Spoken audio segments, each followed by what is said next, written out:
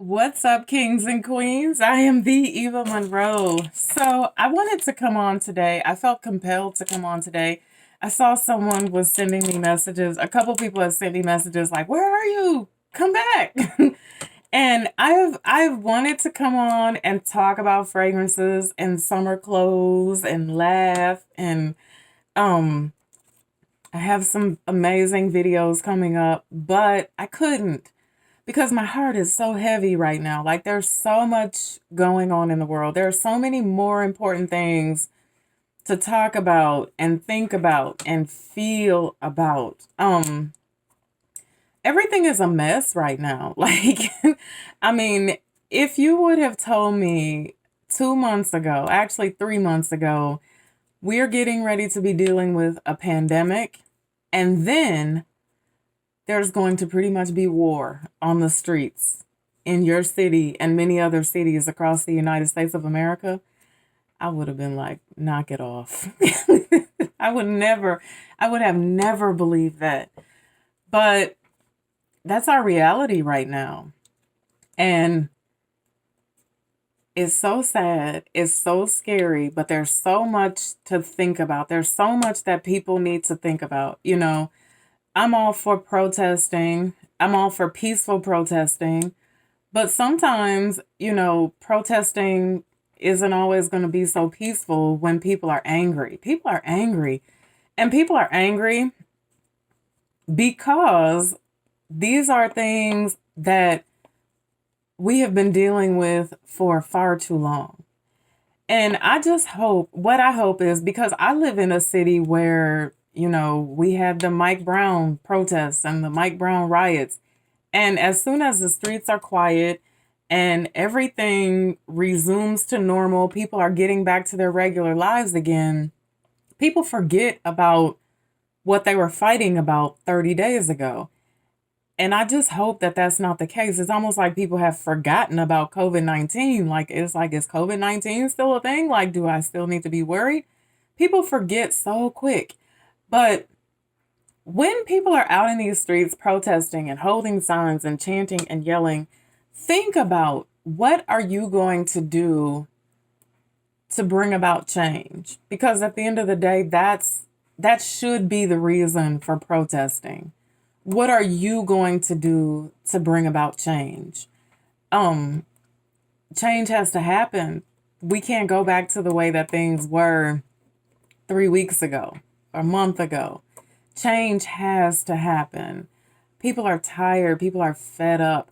And for the people that don't understand the anger and the frustration, pick up some books, read, get up on your history and figure this thing out. And then from that, you will understand why there is so much anger involved. Because I know I hear people say, this is stupid. These people are just fools. These people are acting like, animals. And some of them, yes, absolutely, because there are some people that are just, they don't have a reason to be there.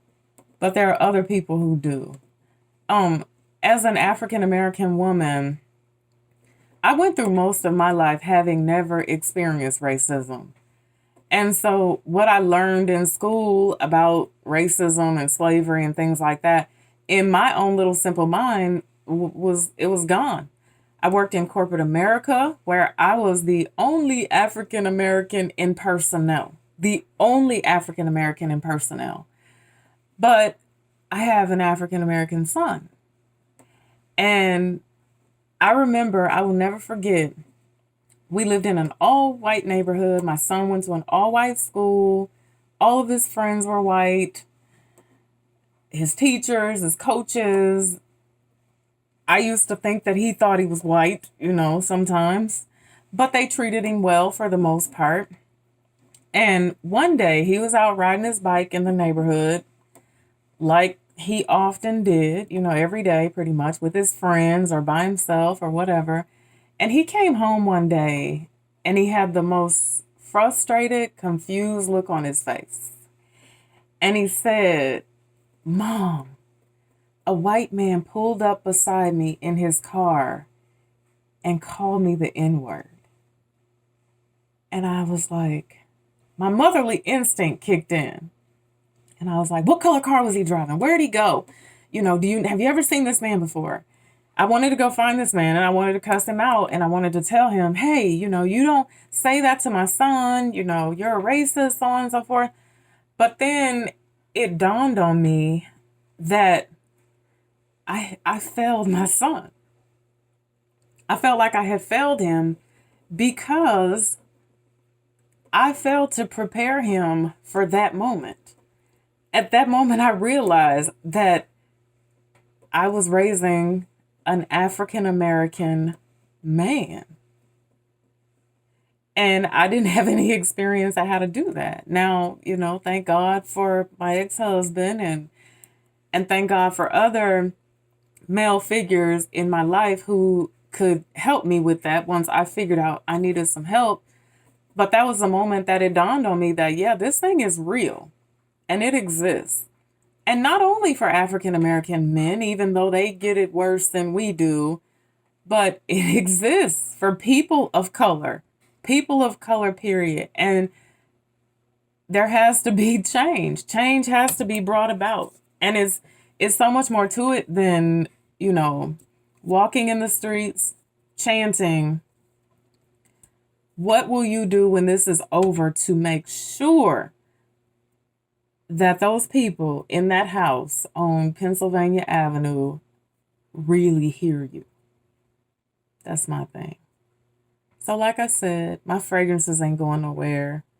If God be willing, I ain't going nowhere.